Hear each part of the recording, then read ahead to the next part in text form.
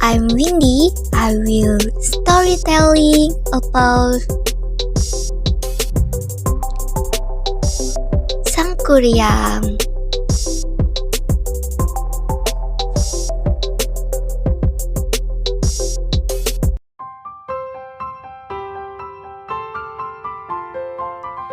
Told in ancient times, there lived a monk named Dayang Sumbi who lived with her son named Sangkuriang. Both of them lived in a village with their favorite dog, Tumang. Before living alone with her child, Dayang Sumbi married an incarnation of a god who had been cursed to become an animal and banished to earth. Unbeknownst to them, the three of them actually lived together with Dayang Sumbi's husband and Sangkuriang's dad, who turned into the cursed dog earlier. After spending time with his son, Sangkuriang grew into a young man with a charming face and dashing and strong body. Sangkuriang grew up to be a brave boy who loved to hunt. He was also accompanied by Tumang, who was the incarnation of the dog from his own dad.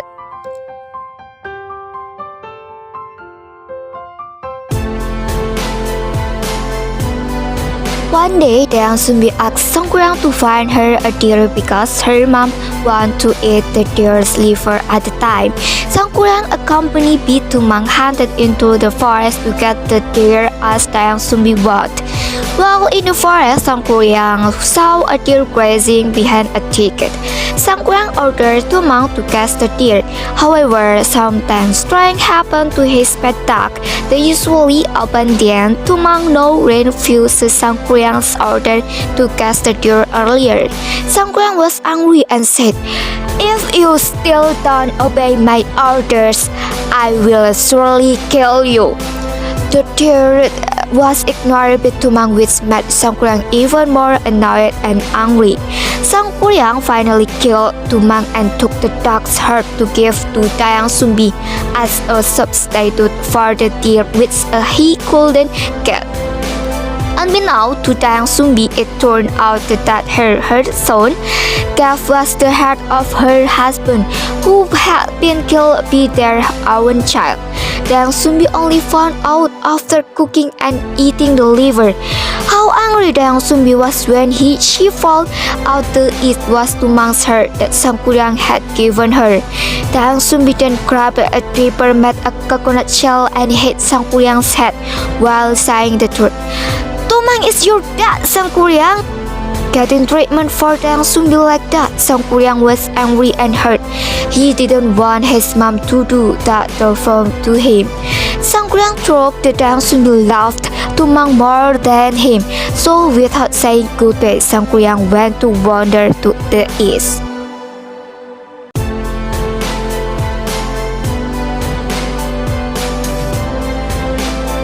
After Sangkuriang departure, Dayang Sumbi confessed that she was sorry for what she had done to her own son.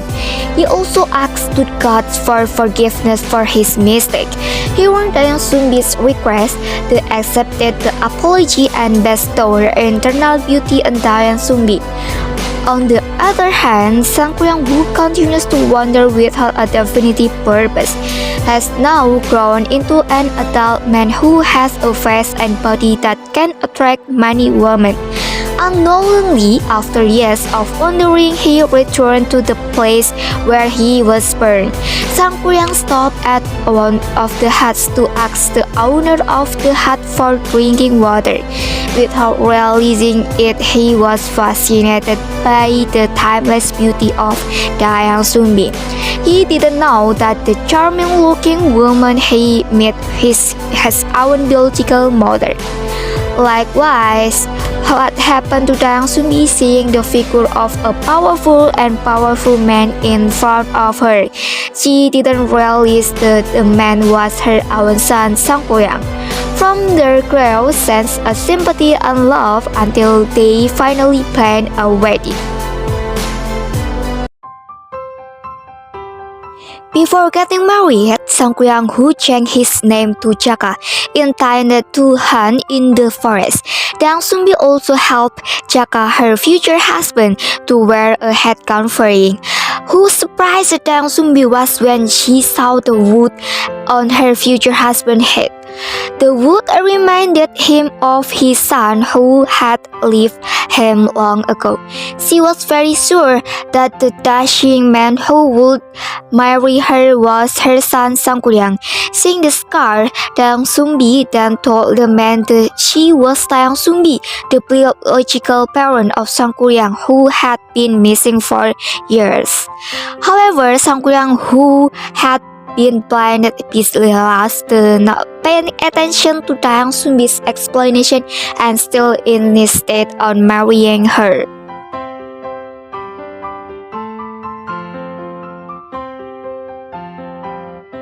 What are conditions? What are the conditions? Conditions are promised. According to the KBBI, the requirements are submitted as demands or requests that must be fulfilled. Likewise, the condition given to Sangkuriang had to be fulfilled first, and then Dang Sumbi was willing to grant his wish. Sangkuriang, who was determined to still want to marry Dang Sumbi, then proposed to the woman to marry him. To stop the marriage, Dang Sumbi also gave a request as a condition to accept Sangkuriang's proposal. Dang Sumbi made a very heavy request, namely asking Sangkuriang to build a dam on the Citarum River, and in the lake there was a large boat. However, what made the request difficult was because of Dang Sumbi's words.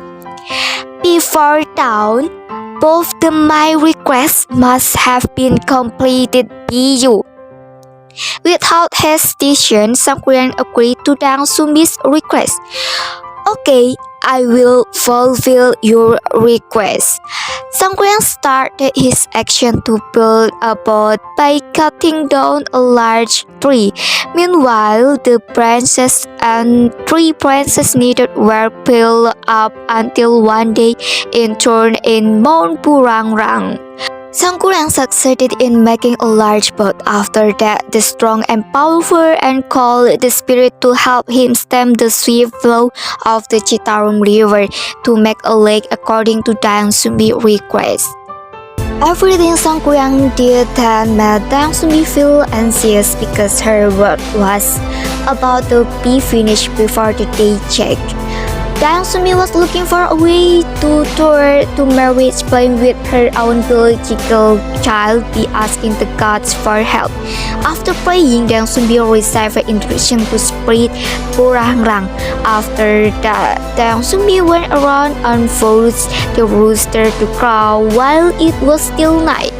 Hearing the sound of the rooster having made a sound, the genies who helped Sangkuriang's work were very frightened when they found out downtown had arrived. They then disappeared in all directions and left Sangkuriang with his unfinished work. Of course, this made Sangkuriang furious because he felt cheated by his future wife. Sangkuriang believed that the real dawn had not yet arrived and there was still time for him to finish the lake. Sangkuriang was furious by breaking the dam at Sanghyang Tikoro. Then he threw the Citarum River to the east until it turned into Mount Manglayang. The water that originally filled the lake receded. Sangkuriang then, with his magic power, kicked the boat he had made far away and fell face down until it turned in the mountain, which was then called Tangkuban Perahu Mountain. Still in great anger, Sangkuriang, who knew this was all Dang Sumbi's ploy to thwart his marriage with him, The anger that continued to overflow then made Sangkuriang cast down Sumbi, who felt scared until she disappeared on a hill. In addition to the boat that into Mount Tangkuban Perahu, the hill where Dayang Sumbi disappeared was also transformed in Mount Putri. Meanwhile, Sangkuriang, who failed to find Dayang Sumbi, finally disappeared into the unseen world.